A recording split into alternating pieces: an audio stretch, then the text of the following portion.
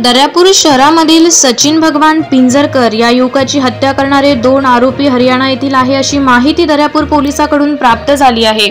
दर्यापूर शहरामध्ये शनिवार रोजी मध्यरात्रीच्या सुमारास तरुण युवक सचिन भगवान पिंजरकर वय 29 वर्ष हा शहरातील रेल्वे स्टेशन जवळून आपल्या घरी जात असताना त्याला हरियाणा येथील 2 अज्ञात इसमांनी मोटारसायकलवर बसून घेतले व त्या शहरातील कन्या शाळेच्या परिसरामध्ये नेऊन त्या युवकाला या दोघांनी दारूच्या नशेत बेदम मारहाण केली। यामध्ये सचिन हा गंभीर जखमी झाला होता।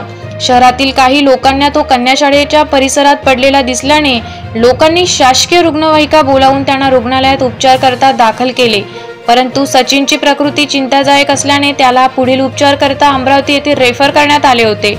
मात्र उपचारादरम्यान सचिनचा दुर्दैवी मृत्यू झाला। या घटनेची दोन्ही आरोपींनी सचिनच्या अंगावर मोटारसायकल चढवल्याने सचिन हा गंभीर जखमी झाला असावा असे पोलिसांकडून सांगण्यात येत आहे, कारण सचिनच्या अंगावर मोटारसायकलच्या टायरचे निशाण दिसून आले होते, त्यामुळे सचिनचा मृत्यू झाला असावा असा संशय पोलिसांना आला आहे।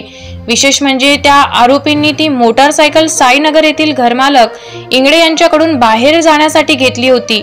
मृतक सचिनला मारहाण केल्यानंतर दोन्ही आरोपी हे मोटारसायकल घेऊन मध्य प्रदेशकडे रवाना झाले होते व आरोपी सदर मोटारसायकल हे भोपाळ येथे ठेवून दोन्ही अज्ञात आरोपी हे बेंगलोरच्या दिशेने फरार झाल्याचे बोलल्या जात आहे।